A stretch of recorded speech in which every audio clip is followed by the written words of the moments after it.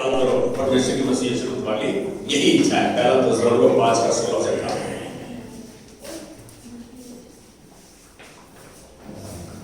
Hallelujah, कितनी बड़ी सी आवाज है। हालेलुया, मालूम होना चाहिए पास वाली चर्च में की आवाज आ रही है।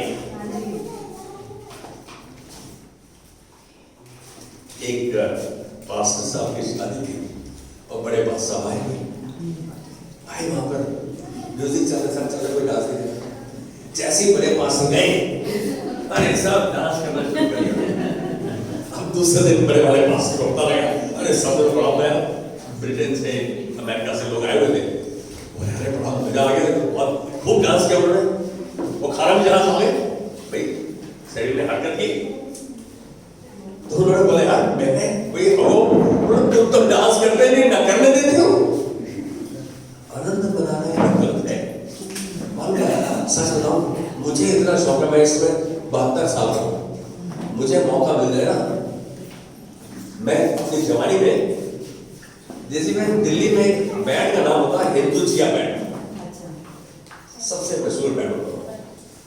मैं कनॉट प्लेस से कंपनी में काम करता, कनॉट प्लेस में इंजीनियरिंग की क्लास अटेंड करके आ रहा होता था और जैसे ही मोतीलाल उतरा और वो हिंदुजिया बैंड शुरू हो गया बैंड।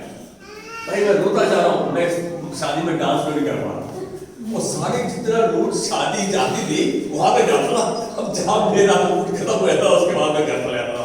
हाँ मुझे इतना लेट है, कुछ नहीं बोलता था, मुझे डांस का बहुत शौक था, अब भी है।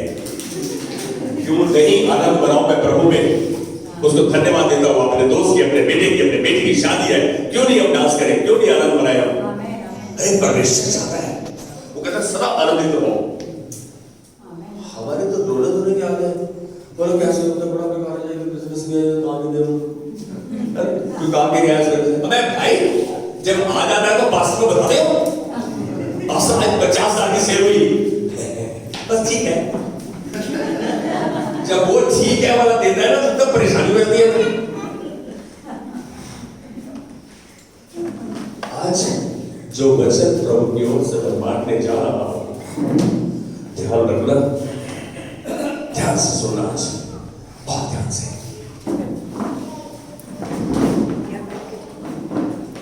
हम में से किसी को पता ही नहीं, मालूम ही नहीं कितना ऊंचा मकसद है आपके और मेरे लिए परमेश्वर का। परमेश्वर के पास कितना ऊंचा मकसद है, कितना बड़ा प्लान है उसका, जिसको पता ही नहीं। हद की बात तो ये है,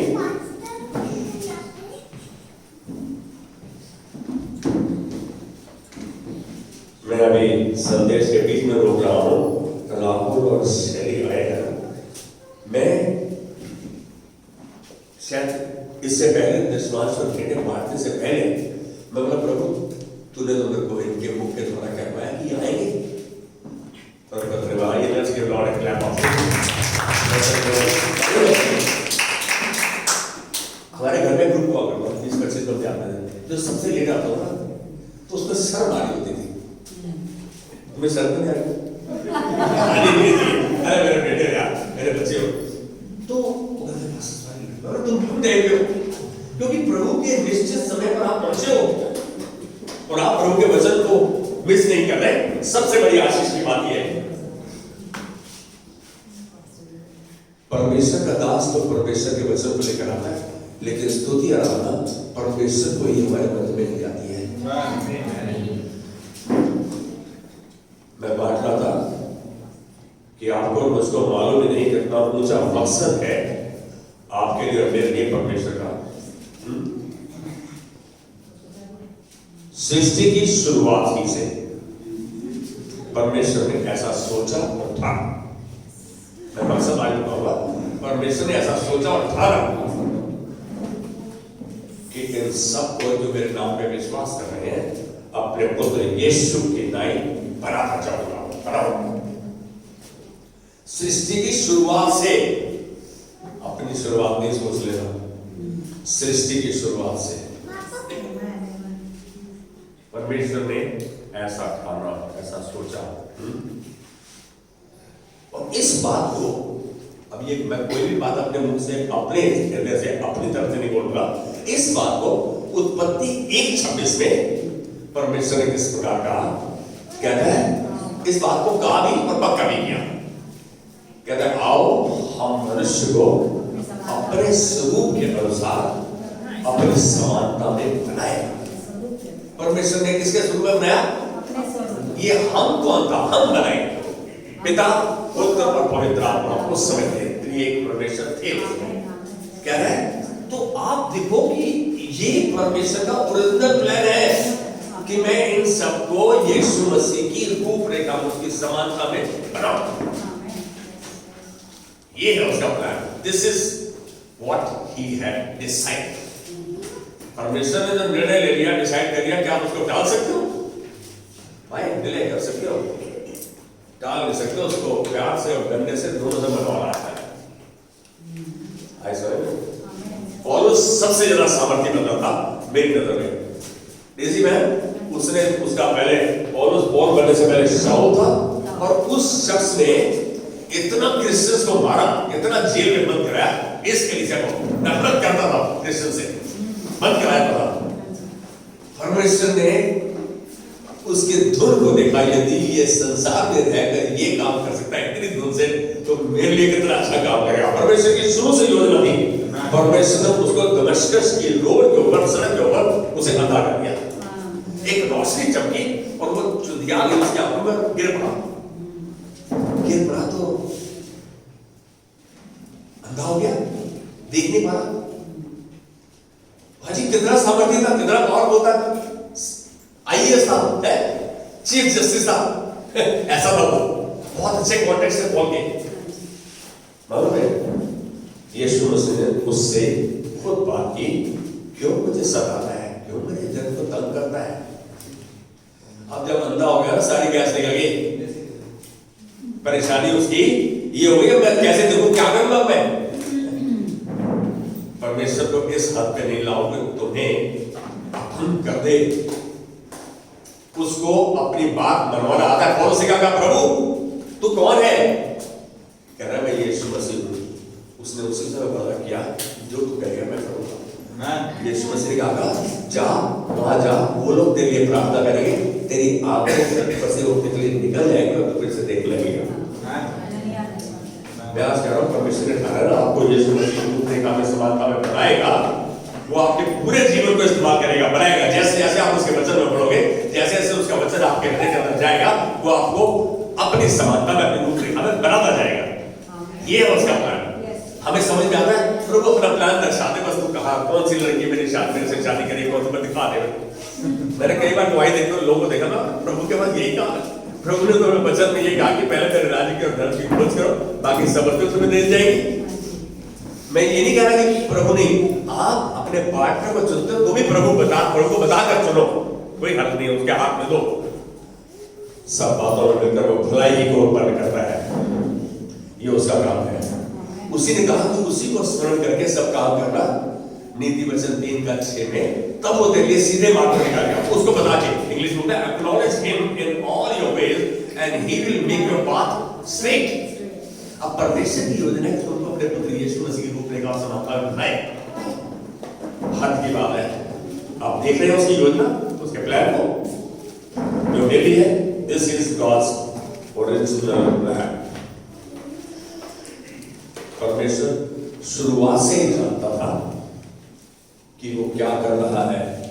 ऐसा नहीं प्रभु तेरे से गलती तो भी हो गई, अरे देख ले आदम और हवा बनाया और हवा ने धोखा दिया, ये दोनों बेकार निकल गए। ऐसा नहीं है, परमेश्वर को मालूम था उसका plan A, plan B, plan C सभी तैयार थे। उसको पता था ये लोग ऐसा करेंगे।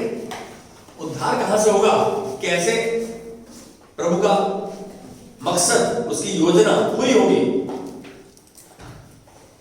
उसने सोचा, उसने ठाना कि जो उससे प्यार करते हैं वह उनके जीवन को उसके इकलौते पुत्र यीशु की रूपरेखा में बनाएगा। ये उसका प्लान, उसने ठान लिया, बनाएगा। अब मैं कितना इंटरेस्टेड हूं, how far am I interested in becoming like Christ. भाई परमेश्वर ने योजना बना ली, ठान लिया, मैं कितना इच्छुक हूं। जब मुझे मालूम पड़ गया मैं इच्छुक हूं, प्रभु अच्छी सी बीवी दे, अच्छा बीवी मुझे अच्छा पति दे मिल गया, उसके बाद नई डिमांड शुरू हो जाती है, प्रभु ये कर दे, ये कर दे, ये कर दे। प्रभु हमारी शॉपिंग लिस्ट है क्या? नहीं भाई, प्रभु स्तुति आराधना योग्य है, उसकी आज्ञाओं चितौनियों विधियों को हम जाने समझे और माने, ये हमारी जिम्मेदारी है। हमको मैं प्रभु कुछ करता हूं, तू नहीं मना करता मुझ पर, तो हमारा ये हाल। लेकिन प्रभु ने ठान रखा है, आज बोल रहा हूं, प्रभु ने ठान रखा है, तो अपने आप को बदलना शुरू करो।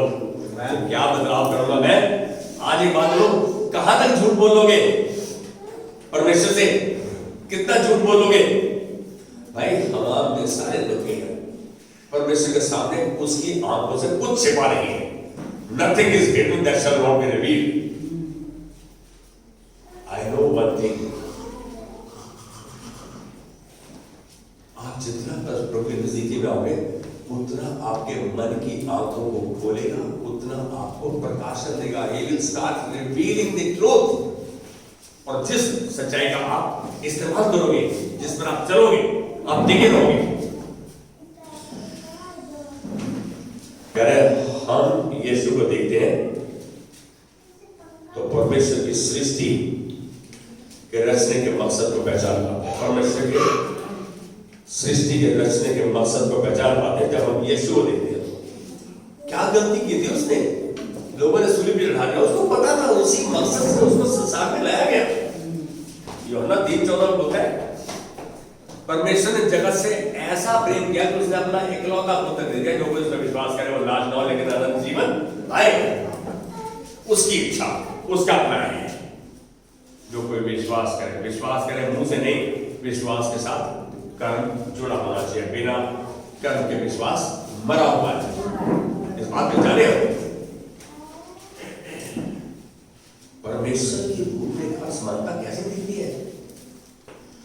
बिल्कुल यीशु की तरह, जानो उसके वचन की तरह।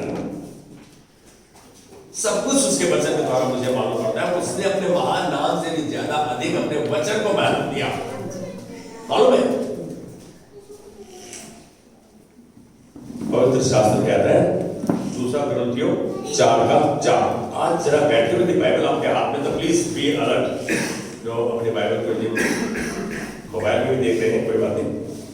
यीशु परमेश्वर की समानता का प्रतिरूप। क्या है? समानता का प्रतिरूप है, बिल्कुल रूबरू। और कुलोसियों 1:15 में यीशु तो अदृश्य परमेश्वर का प्रतिरूप है और सारी सृष्टि का पहलौठा है। सच जानो, परमेश्वर नहीं चाहता कि आप परमेश्वर बनो, समझ रहे हो? हम बाइबल के बारे में इतना जानते हैं, इतना। मैं वर्ड में आपको बोलूँ तो एक बिंदु इतना, लेकिन हम वकील बने फिरते हैं, हम उसके वकील बने फिरते हैं। भाई एक बात जानो, वो नहीं चाहता कि आप सब परमेश्वर बने, परमेश्वरीय बने, मतलब आप गॉड में गॉडली बने, धर्मी जन बने, उसकी आज्ञाओं चेतौनियों विधियों को मानते हुए। बहुत अच्छा लगता है जब हम परमेश्वर की बात को समझते हैं। हम कैसे बन सकते हैं ऐसे? उसके रवैये, उसके चरित्र, उसकी वैल्यूज को जानकर, मानकर और धारण कर। इसका मतलब जब हम मानते हैं ना, जैसी में नाटक बोलना आता है ना, देखो जिसको आटा नहीं बोलना आता तो उसको खाली यूट्यूब पे देख रहा आटा कैसे गूंद रहे, आटा बन गई ले ली। भाई जानना, समझना सब अपने स्थान पर है, लेकिन मानना इन सबसे ऊपर है, उस पर चलना सबसे ऊपर है। इफिसियों 4:22 यदि कोई निकाले, इसी बात को स्पष्ट करता है कि तुम पिछले चाल चलन के पुराने मनुष्यत्व को, पिछले चाल चलन के पुराने मनुष्यत्व को, जो भरमाने वाली अभिलाषाओं के अनुसार भ्रष्ट होता जाता है, उतार डालो। इसका मतलब पुरानी आपने पुरानी सोच, पुराने चल, पुराने रीति रिवाज छोड़ दो, उनको उतार डालो, खत्म कर दो उनको। हम मानते हैं। मैं एक उदाहरण दे रहा हूँ।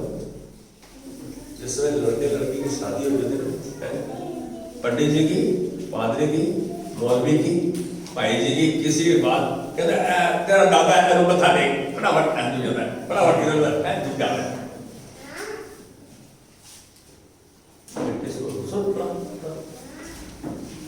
इसका नाम यश है, ये देव का बेटा है। तेरे पापा ने तेरी शादी फिक्स कर दी और पूछा भी नहीं। बोला बेटा लड़की महंगी है, देखती लंदन है, बात टोक्यो करती है, लोग लंदन टॉक टोक्यो दोनों आके इधर पता नहीं था। तो पापा ने बोला बेटा मैंने लड़की देखे बड़े हुए हैं, वो 5 करोड़ रुपया देंगे, और देंगे, ये देंगे, फैक्ट्री देंगे, 3-4। अभी बोला पापा देख दिखा तो देते, कुछ तो लेते। बोला बेटा मैंने जब कर दिया तो ठीक किया, सारे परिवार को बुलाओ, करेंगे शादी से? नहीं करेंगे। जहां हम अपने चुनाव को डालते हैं, परमेश्वर को निकुट रहो, मैं जब तक ये अगला कदम नहीं उठाऊंगा जब तक तुम मुझे दर्शा देता। मैं ये नहीं कह रहा माता पिता कहना नहीं माना, लेकिन जीवन किसने बिताना है? तूने। तो लोग देखेंगे महंगी जा रही है, कैसा लगेगा? लोग तो आप इसमें जुबान तो पकड़ नहीं सकते, राउंड पकड़ सकते नहीं भाई। सबका बिल्कुल सुंदर चाहिए, दुबली पतली काली हो लेकिन पैसे वाली हो। सुनो, ये मत समझो कि परमेश्वर खाली चाहता है कि वो चाहता है कि हम खुश होकर उसके वचन को, उसकी आज्ञाओं चरणों के विधियों को जाने, उसको समझे, उसको माने। कह रहे हैं ये जो भरमाने वाली अभिलाषाएं हैं, ऐसी आपने इसको उतार डालो, ऐसे चाल चलो, ऐसे रवैये को उतार डालो, खत्म कर दो इसको। कौन राजी है? अरे यार नाराज हो जाएंगे, बड़ा मुश्किल है। हम लोग सब कुछ छोड़ सकते हैं, लेकिन ऐसे स्थान में जहाँ कोई मर जाता है, जहाँ शादी होती है, हम वो बुजुर्गों को नाराज नहीं करना चाहते। उन्हें कैसे मालूम पड़ेगा? कौन बताएगा उनको? किसी को तो स्टैंड लेना होगा, किसी को तो वो स्थान पे अड़ना पड़ेगा। क्या हम कहने को राजी हैं? कितने बंदे जानते हैं शमशान घाट में कौन कौन गया है?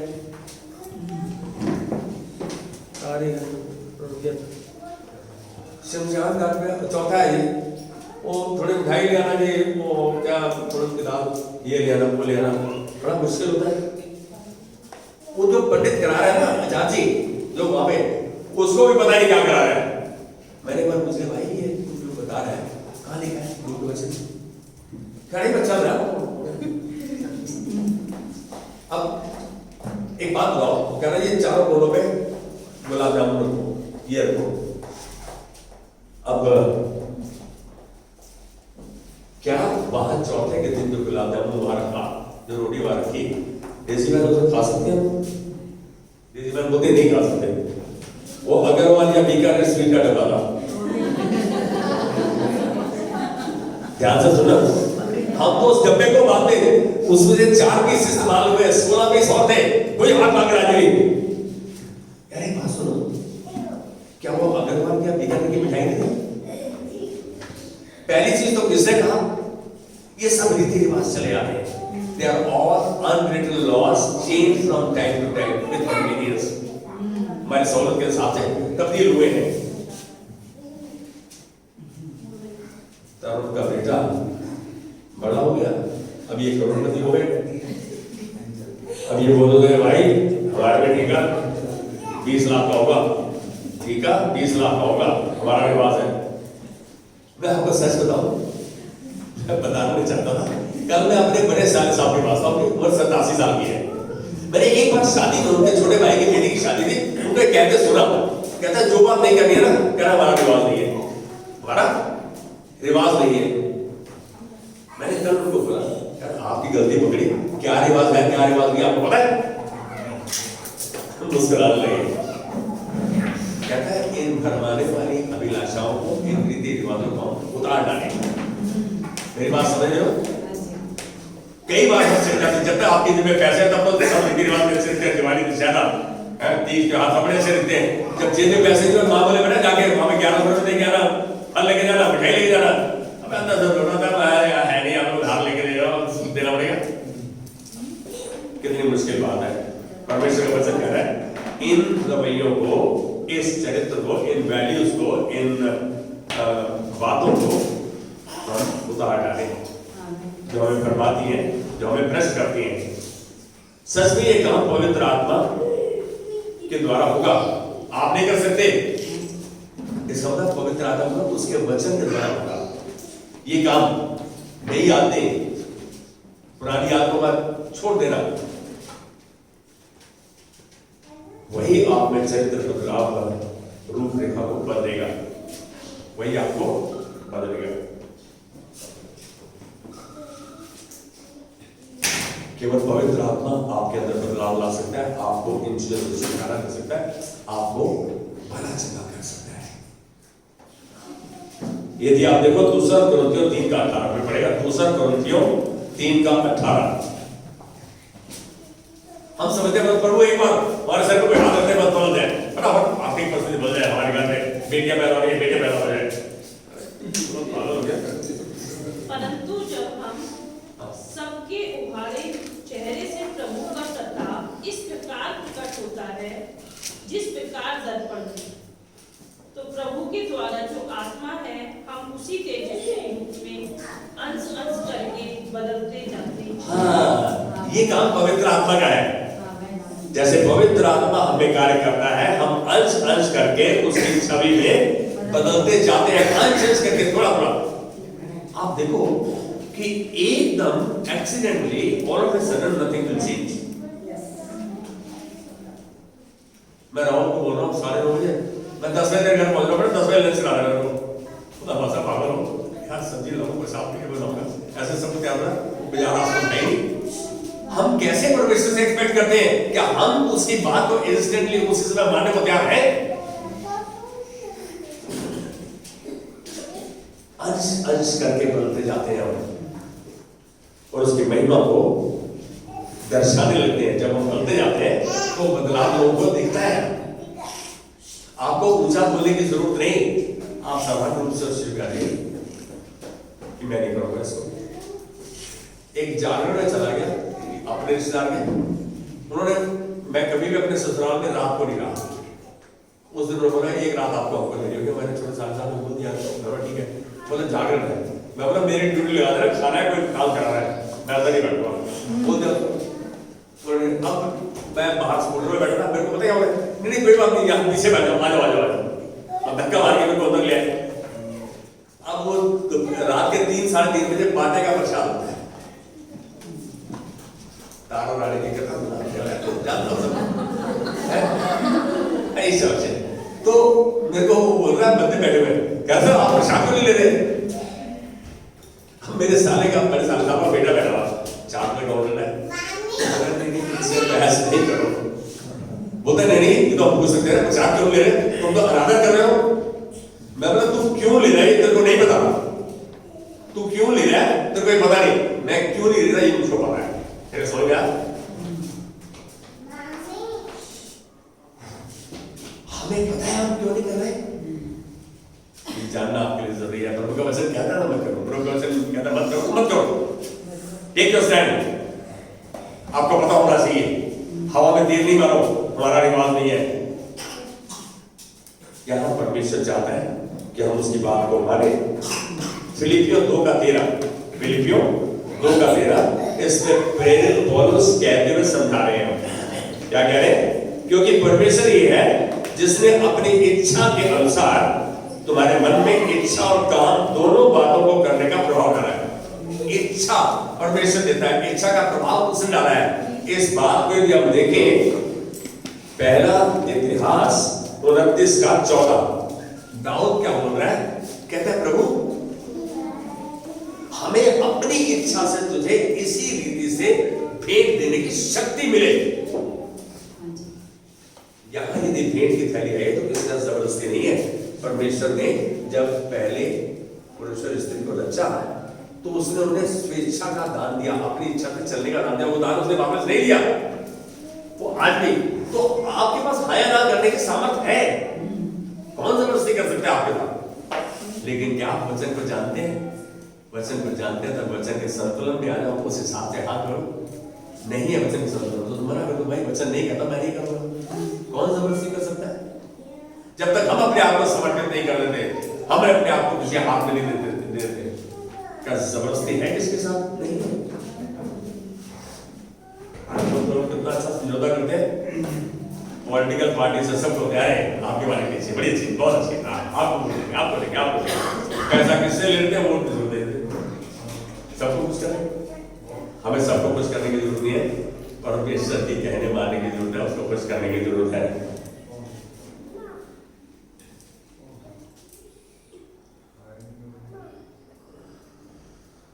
आप नकल उतारकर उसके जैसे नहीं बन सकते, उसकी नकल उतारकर यीशु जैसे नहीं बन सकते, लेकिन उसकी वैल्यूज को, उसके वचन को, उसकी आज्ञाओं, चितौनियों, विधियों को धारण करके अंदर लेकर मानते हो तो यहां से बात यहां तक पहुंचती है, 1 feet down. When you start practicing obedience, जब आप आज्ञाकारिता को चलन में ले आते हैं, तब वो बात आपकी अपनी हो जाती है। हम देख रहे हैं कि जो दाऊद था, परमेश्वर के हृदय का व्यक्ति, उसने ये बात कही, उसने तो इस हद तक चला गया, कह रहे प्रभु मेरी प्रजा के मन के विचारों में ये बात बनाए रखो, इनके मन अपनी ओर लगाए रखो, क्योंकि मन हमारा जब संसार में देखता है तो भटकता है, जब प्रभु की ओर लगा हुआ तो बिल्कुल वही टिका रहता है। फिर बोलता है मेरे पुत्र सुलेमान के मन को ऐसा खड़ा कर दे कि वो तेरी आज्ञाओं, चितौनियों, विधियों को मानता रहे, जानता रहे। नहीं, आज हम जानते हैं बहुत कुछ है, यहां तक जानते हैं, लेकिन हमारा मानना जमीन से नीचे कर चुका है। मानना जरूरी है। कितनी बार हम अपने आप को धोखा देते हैं, हम समझ हम दूसरों को कर रहे हैं, हम सबसे बड़े बेवकूफ बनते जा रहे हैं कि प्रभु तेरा कहना नहीं माना। आज एक बात बोलो, कल को तेरी इनकम 1 लाख रुपए, 1.5 लाख रुपए 1 महीना हो जाती है।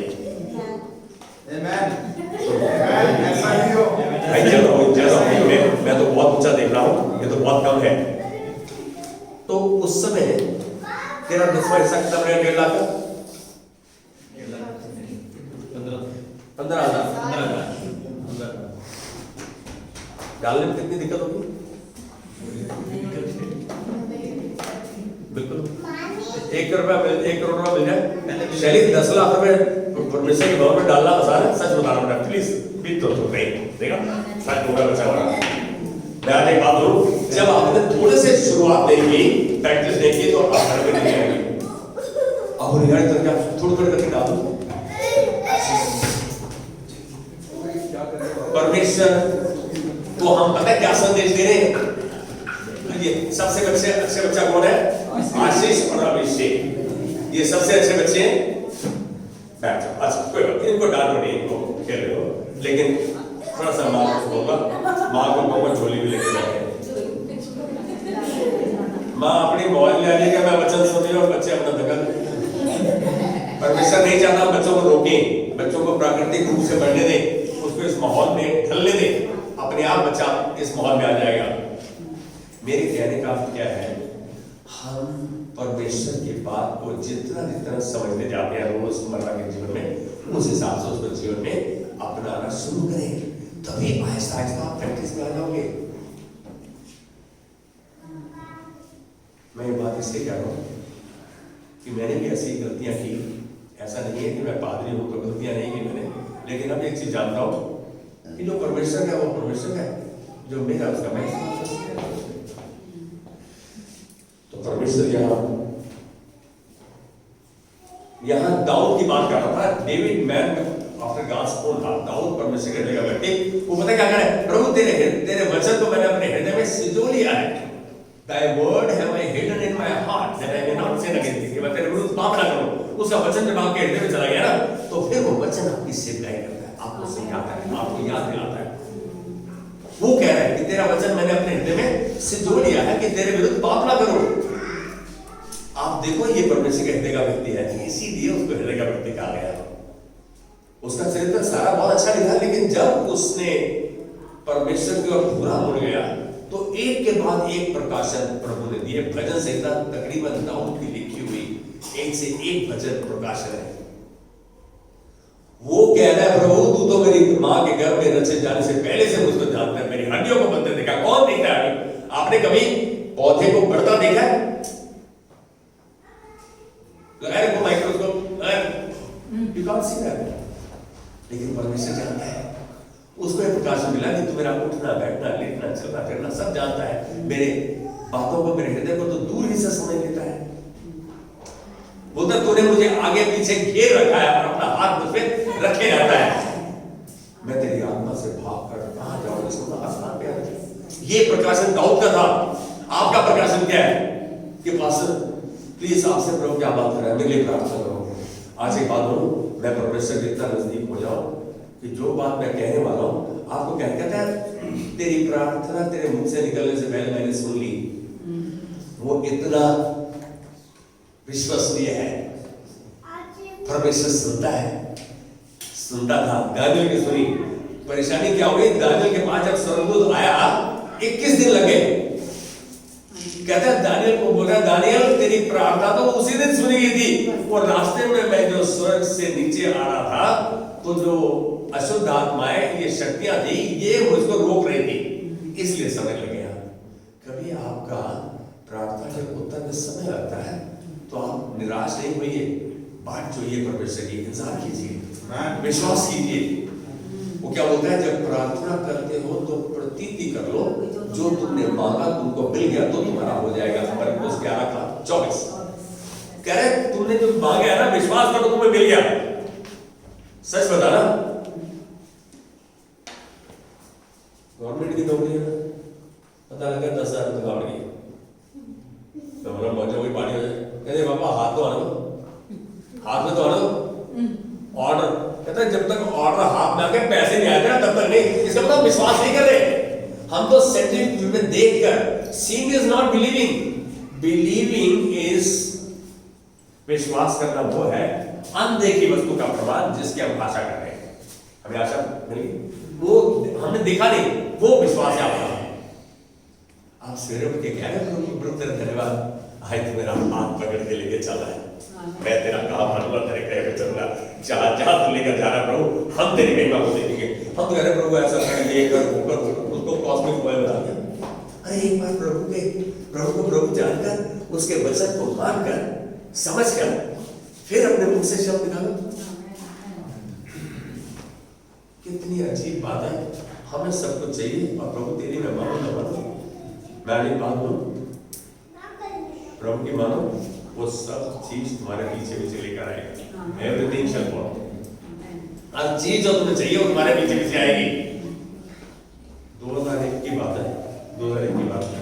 बोला गया कि ये हफ्ते में आप मांग सकते हो। मैंने हिंट का था कि आज अपने फाइनेंसेस के लिए मांग सकते हो। मुझे अच्छा याद है जनवरी 1 की बात है और तब मांगा 4 चीजें मांगी।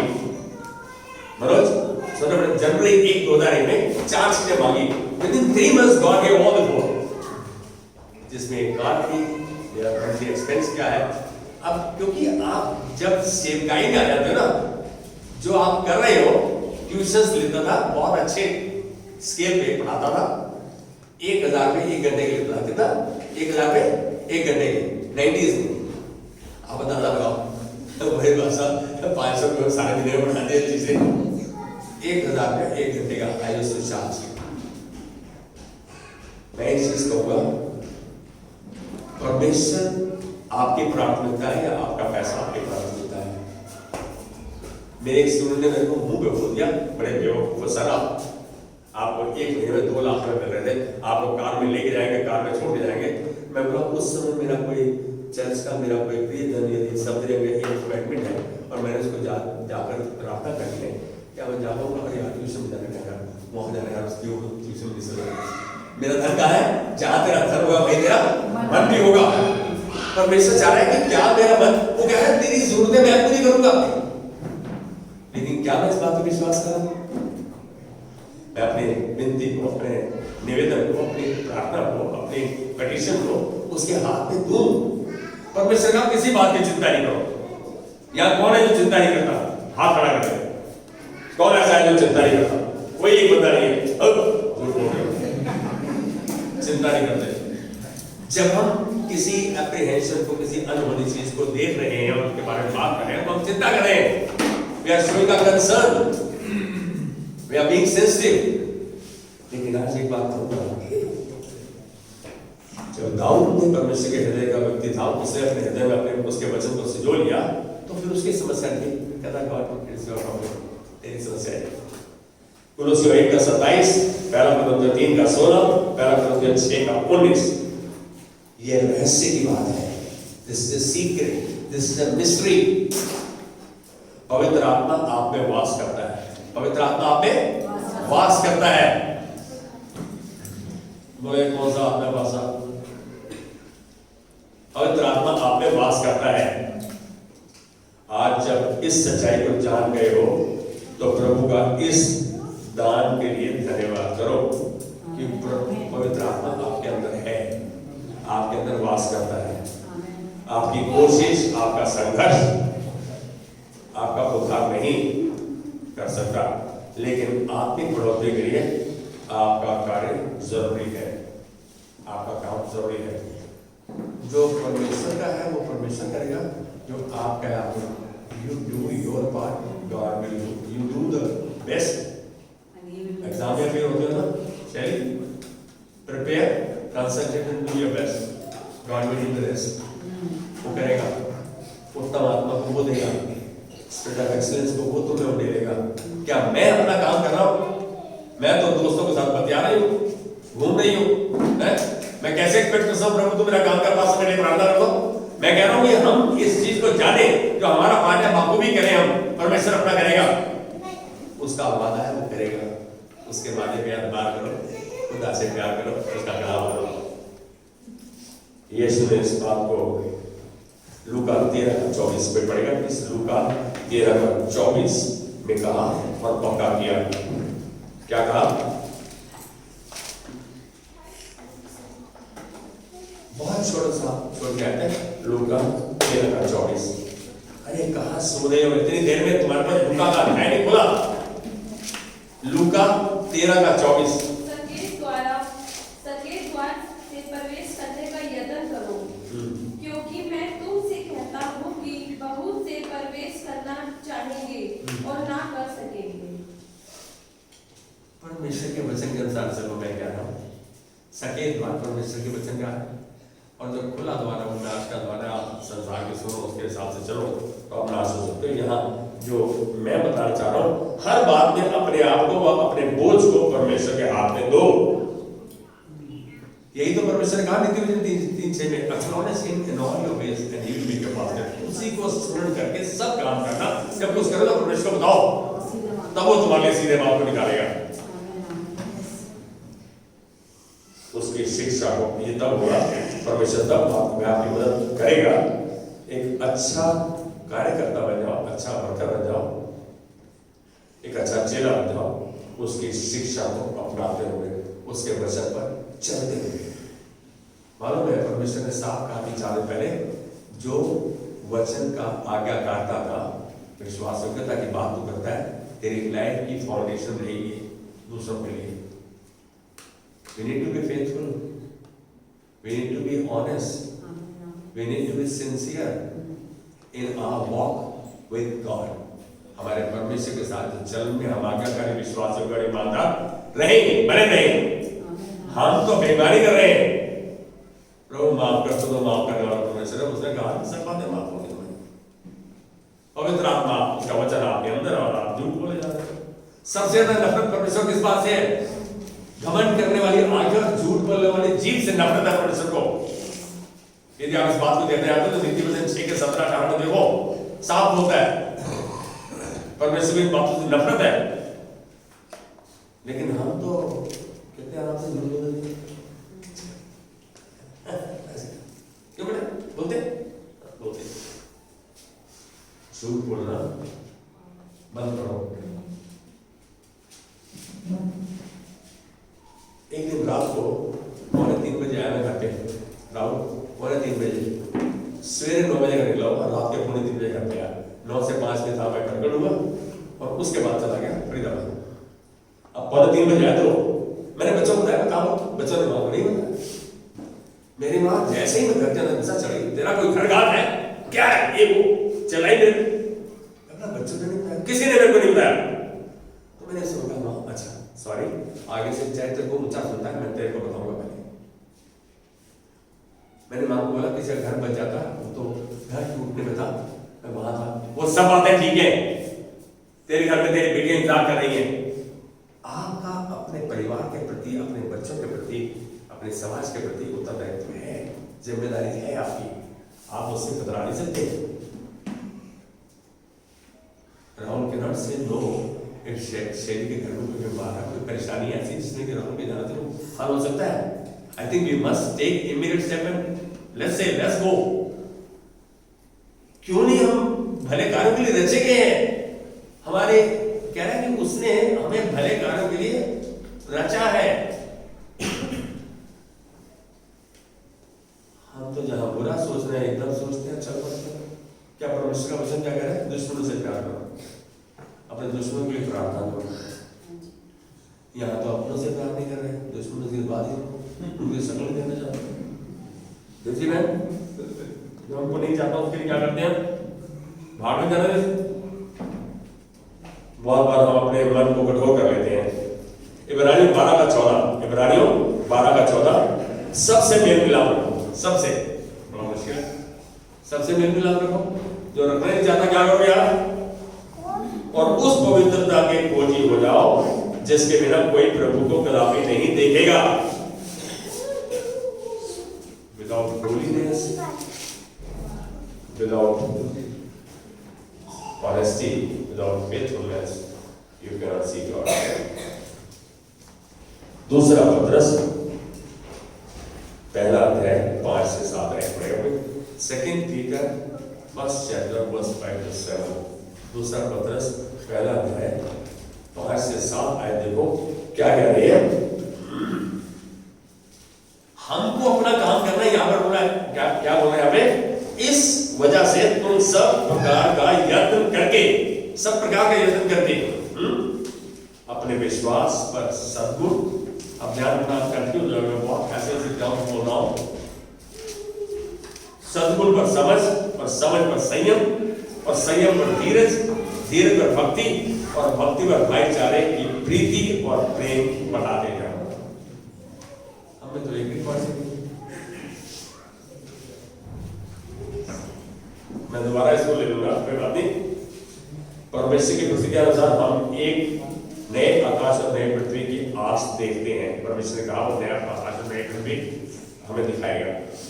इसलिए जब भी तुम इन बातों की आस देखते हो तो यत्न करो कि तुम शांति से उसके सामने निष्कलंक और निर्दोष ठहरोगे। अपने आप को पाक और पवित्र बनाओ, परमेश्वर के वचन का पालन करते हो, उसके वचन को जानते हो, उसके वचन को समझते हो, उसका वचन रोज अंश अंश करके हमें बताया जाता है।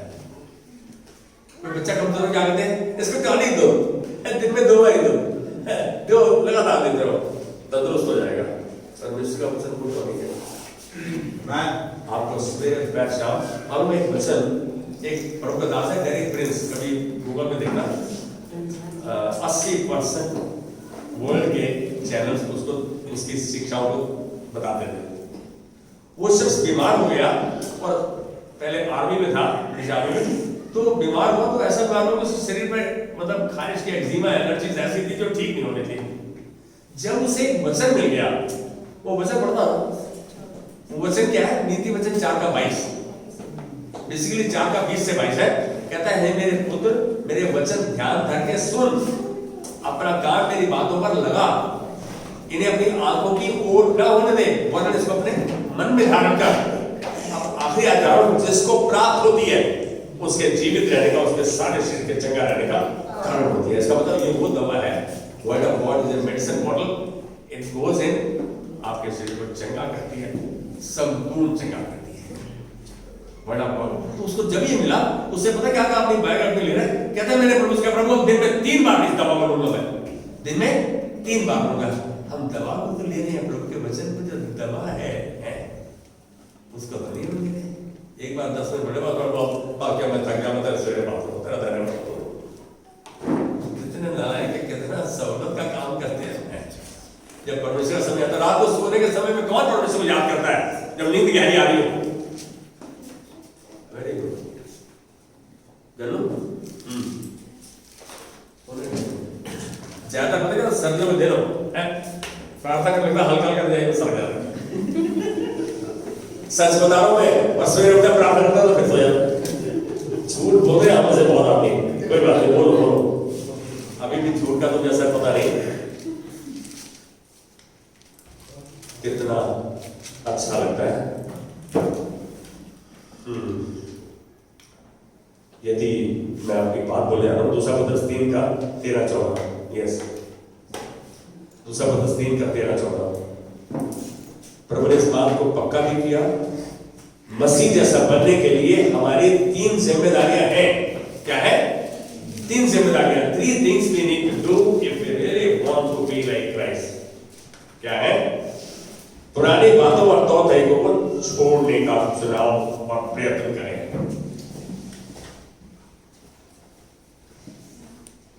तो पिछले 4 चरण के पुराने मनुष्यत्व को जो भरमाने वाली अभिलाषाओं के अनुसार भ्रष्ट होता जाता है, उतार डालो, छोड़ दो इसको। जान लो यदि ये नहीं तो बदलाव नहीं।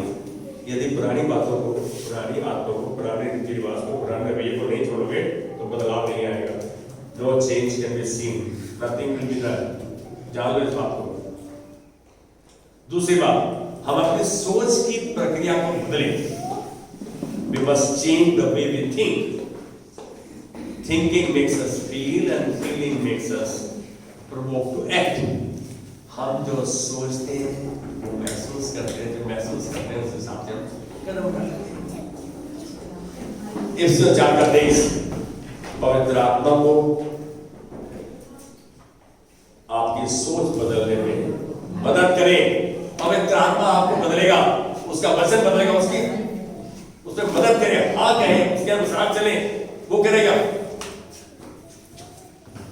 2 चीजें मैंने बोली, एक तो पुराने रीति रिवाज को, पुराने चलन को, वो अभिलाषाओं को जो हमें करवा दी है, जो हमें भ्रष्ट कर दिया, उनको उतार डालें। दूसरी चीज, अपनी सोच की प्रक्रिया को, the way we think we must change। तीसरी चीज है मसीह चरित्र को अपनाएं। इसका मतलब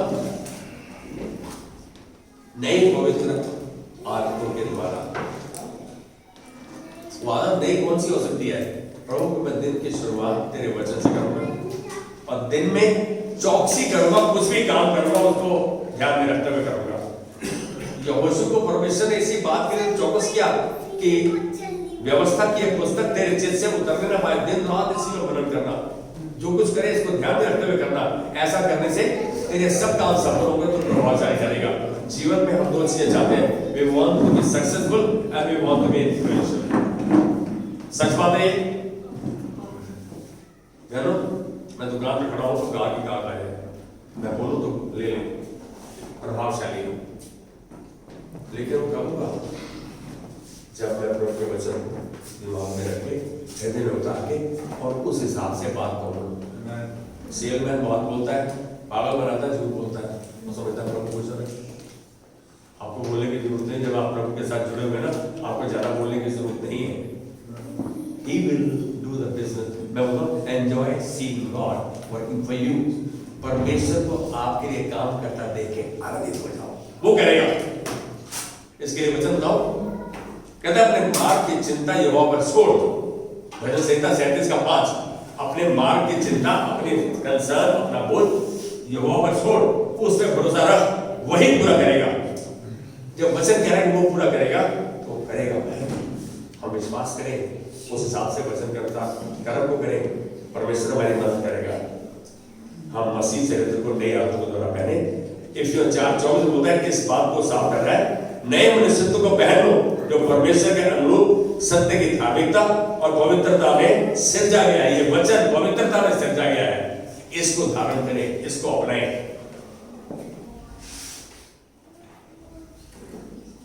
हम सब स्पिरिचुअली मैच्योर होना चाहते हैं, आत्मिक परिपक्वता में जाना चाहते हैं,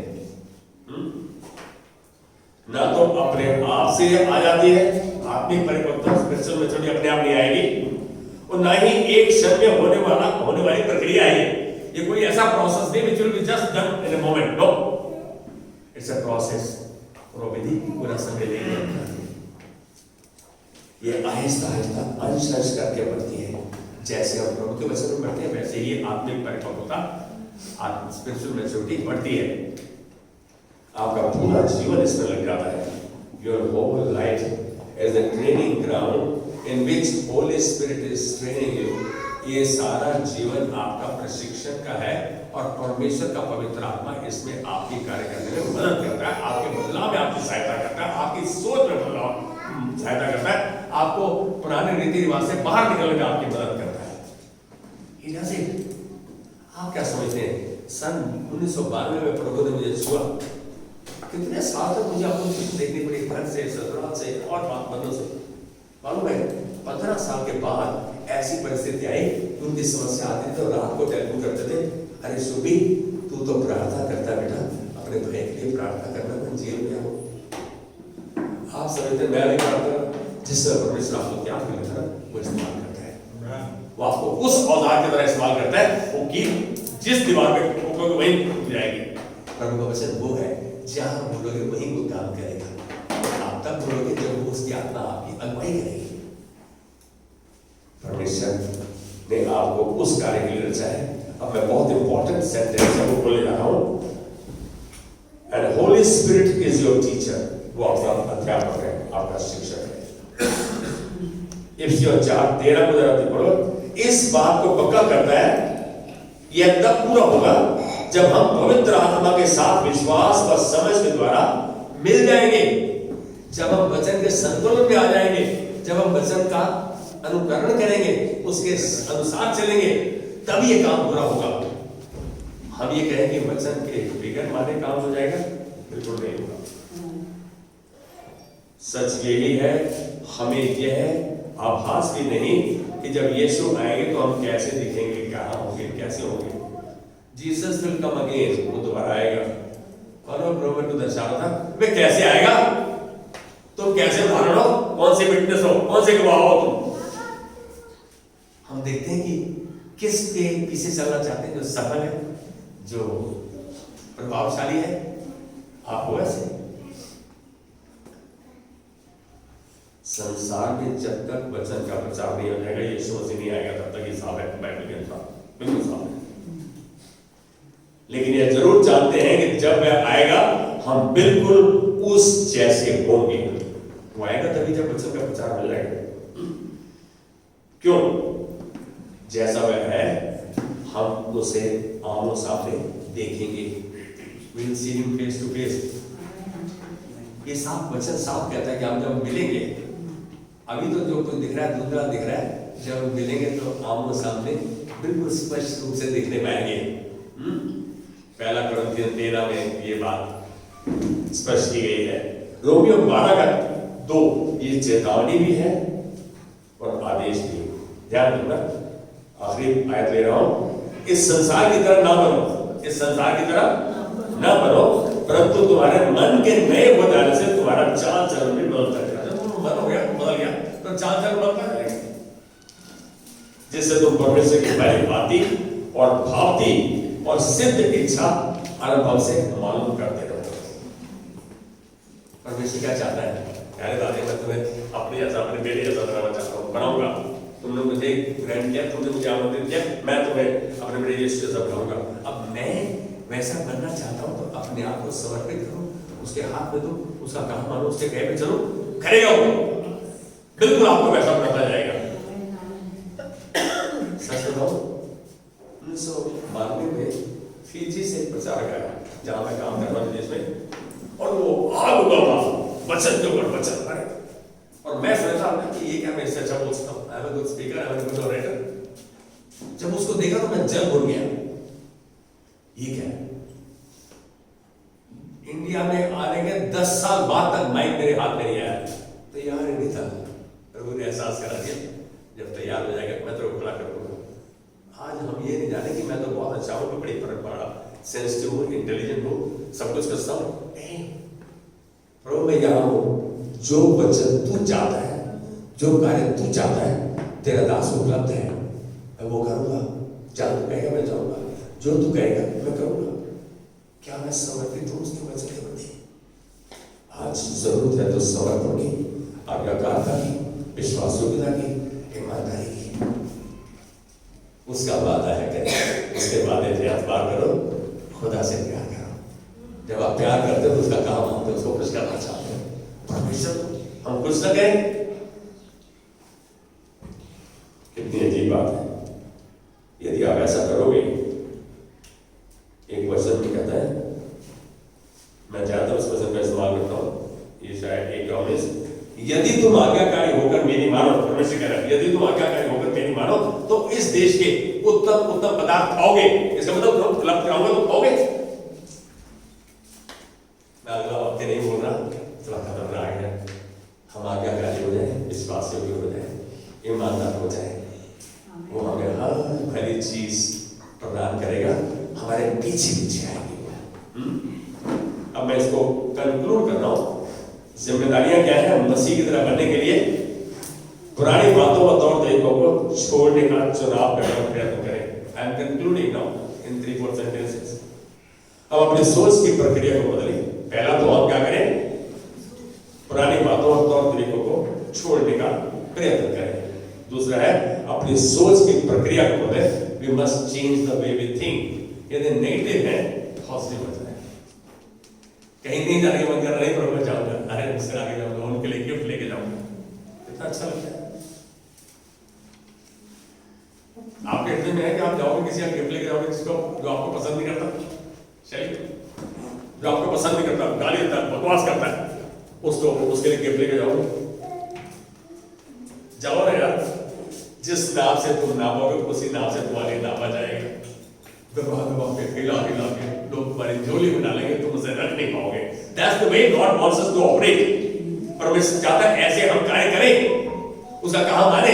वचन तो इतना मिश्रित है, such a composite word of God that He wants us to obey, no matter whether you have understood or not। नहीं प्रभु मैं समझा नहीं समझा, लेकिन तेरी बात का कहा मानूंगा, कैसे चलूंगा मैं। तीसरी बात है हम अपनी सोच की प्रक्रिया को बदलें, मसीह चरित्र को अपनाएं, पहने नई पवित्र आत्मा के द्वारा प्रभु वचन के अनुसार। यही है तरीका उसकी रूपरेखा, उसकी समानता में बनने का। कहने से आमेन बिल्कुल। आज का मैसेज थोड़ा सा हैवी था, बड़ा था। परमेश्वर ने आपको अपनी रूपरेखा में बनाने का प्लान है। मेरी बात समझ रहे हैं? लेट्स ऑल स्टैंड, खड़े होंगे और प्रभु के आगे इस बात को, सच्चाई को एक्सेप्ट करेंगे। प्रभु आज धन्यवाद की भेंट चढ़ाते हुए तेरे वचन को जो आज आया कि प्रभु तू हमें अपनी रूपरेखा में बनाता जा रहा है, मसीह की तरह बनाने का ठाना है तूने हम सबको।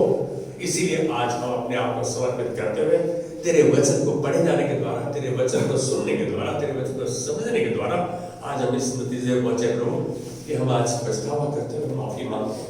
हमने अपनी मनमानी की, अपनी मनमानी की और प्रभु तेरे वचन के विरोध में गए।